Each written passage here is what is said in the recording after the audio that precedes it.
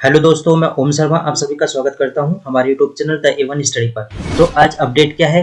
PoK में बड़े स्तर पर हिंसक आंदोलन इस समय वहां पर हो रहे हैं। पीओके का इतिहास क्या है वो एक एक करके आप लोग को बताएंगे। और वहां पे हिंसक आंदोलन ऐसा क्या कारण रहा कि वहां पे इतनी बड़ी मात्रा में हिंसक आंदोलन हो रहे हैं। वहां की आर्मी द्वारा छोटे बच्चों को मारा जा रहा है, पब्लिक द्वारा वहां के आर्मी के ट्रकों को जलाया जा रहा है, उनको भगाया जा रहा है मार के। एक एक करके बताएंगे आप लोग को। तो देख सकते हैं आप, ये जो प्रोटेस्ट किया जा रहा है पीओके में बड़े स्तर पर किया जा रहा है, बहुत स्तर पर बड़ा वायलेंस हो रहा है वहां पर। आप यहाँ पर देखते हैं जो वहां पे नागरिक है उनको मारा जा रहा है पीओके के अंदर वहां की आर्मी के द्वारा। और ये जो न्यूज है ये इंडिया टुडे, आप देख सकते हो Hindustan times, times of India, बड़े बड़े न्यूज़पेपर द्वारा ये खबर छापी जाए, न केवल इंडिया में बल्कि पाकिस्तान में भी ये खबर छापी गई है। तो सबसे पहले एक बात, ये मेरी पिछली वीडियो थी जिसमें बात की गई थी हिंदुओं के नरसंहार से संबंधित एक नेहरू जी का पत्र था, वो लीक हो गया था।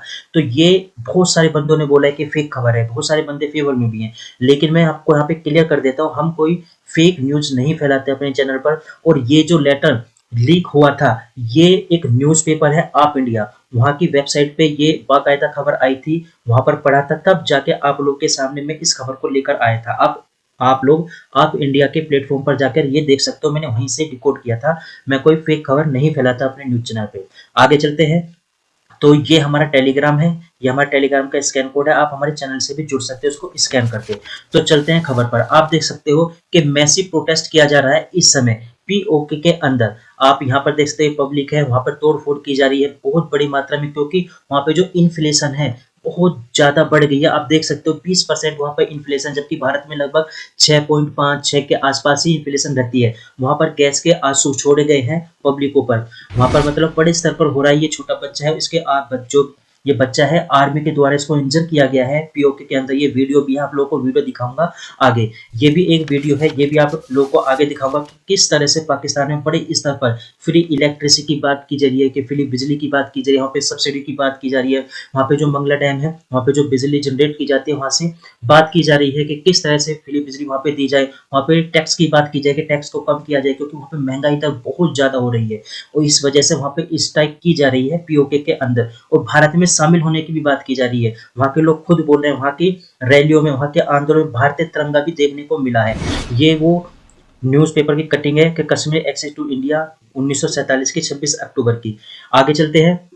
तो देख सकते हैं पीओके में जनता विद्रोह कर रही है, ट्विटर पर भी काफी ज्यादा ट्रेंड किया जा रहा है, पाकिस्तान से आजादी की मांग हो रही है, पाक सैनिकों पर हमले हो रहे हैं। यानी पीओके की जनता महंगाई भुखमरी से बहुत ज्यादा परेशान है और शीघ्र ही पीओके पाकिस्तान के नियंत्रण से मुक्त हो जाएगा।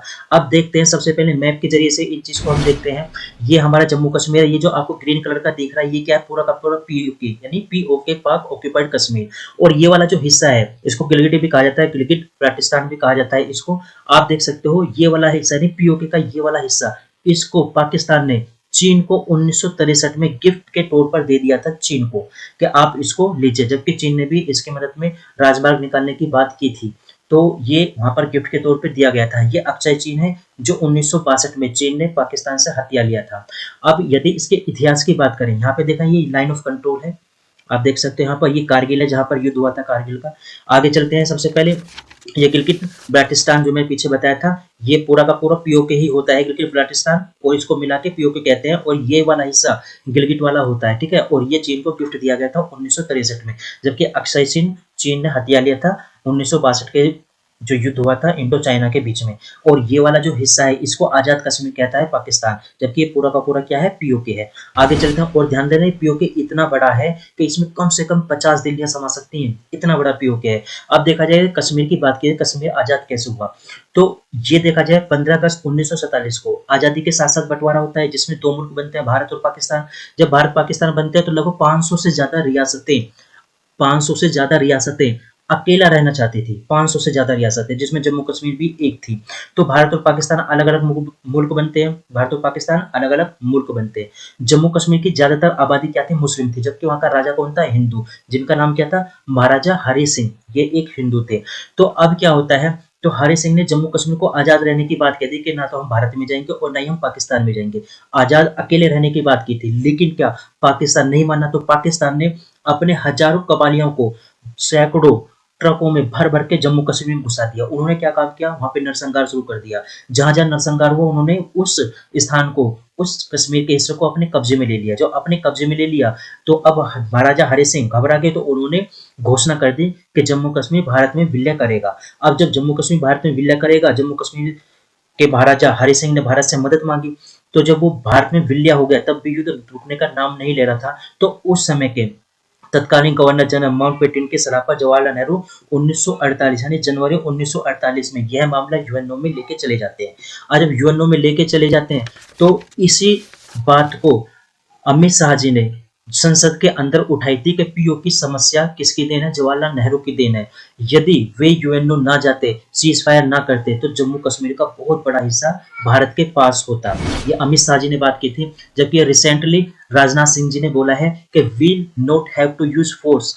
मतलब क्या है कि किसी भी प्रकार की फोर्स यूज करने की जरूरत नहीं है। Demand to merge with India, PoK India में अपने आप ही आ जाएगा। ये कौन बोला, डिफेंस मिनिस्टर राजनाथ सिंह ने ये बयान दिया था। और देखा जाए तो वर्तमान में हो भी यही रहा है, क्योंकि वहां पे बड़े स्तर पर आंदोलन किए जा रहे हैं भुखमरी के कारण। और यही बात एस जयशंकर जी ने भी बोली थी, पीओके में फहराया जाएगा तिरंगा। और देखा जाए तो वहां के आंदोलन में इसमें तिरंगे ही फहराए जा रहे हैं इस समय। यानी पूरे चांस दिख रहे हैं कि पीओके भारत के अंदर आ सकता है। और यदि मोदी जी का कार्यकाल आ गया तो पक्का ही आएगा।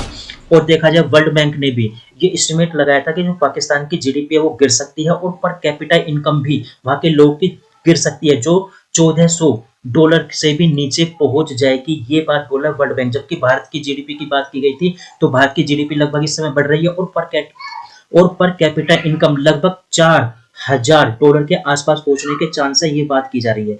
अब चलते हैं आगे। तो ये वो वीडियो है जो मैंने पीछे बताई थी आप लोगों को कि पाकिस्तान के आर्मी द्वारा कैसे छोटे बच्चों को मारा जाए, उसको इंजरी किया जाए। आप सबसे पहले ये वीडियो देखो किस तरह से बच्चा चिल्ला रहा है।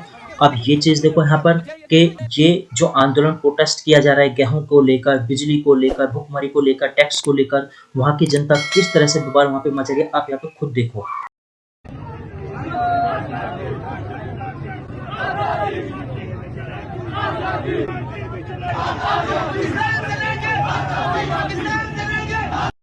तो हमारी क्लास यहीं तक थी। आप लोग कैसे लगे जरूर बताना। Thank you.